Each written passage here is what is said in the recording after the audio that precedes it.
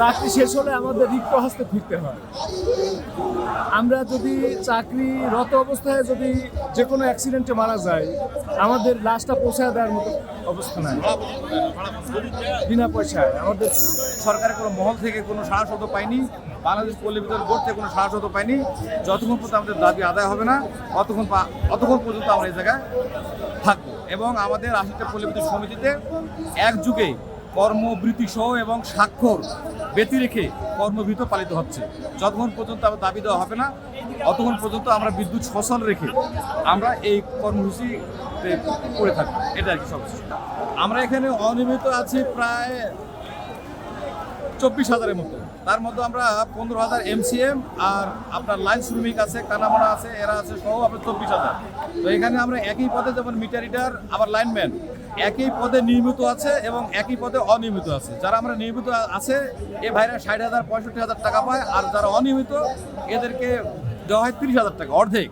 তো এই যে একটা বৈষম্য, একই যোগ্যতা একই কাজ, এই বৈষম্যের জন্য আমরা এখানে অনশন করতেছি।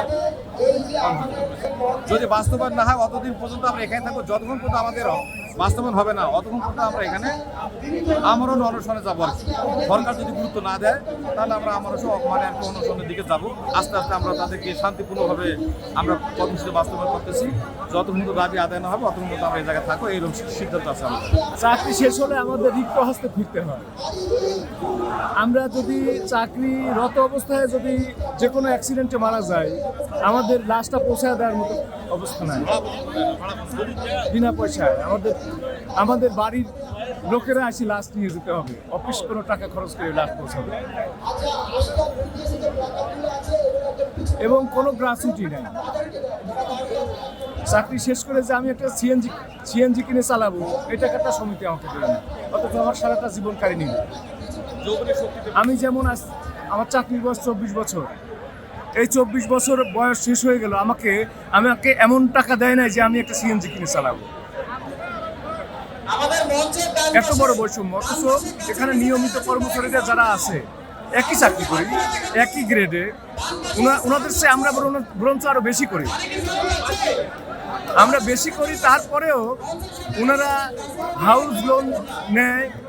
আমার এই যে কলিগ ১৫ লক্ষ টাকা ২০ লক্ষ টাকা হাউস লোন নিল, অথচ আমাকে কোনো লোন দিবে না সমিতি। এই প্রতিষ্ঠান কোনো লোন দিবে না আমাকে।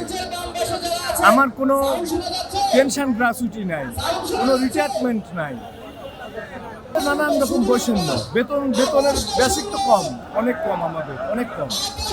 তাদের প্রত্যেক বছরে তাদের ২টি করে ইনক্রিমেন্ট লাগে। সে ২টি ইনক্রিমেন্ট লাগলে তাদের হয় ৪,০০০ টাকা বাড়তি, আর আমার একটা ইনক্রিমেন্ট লাগে আমার ৬০০ টাকা। এইভাবে ২৪ বছর করতে করতে এই অবস্থা।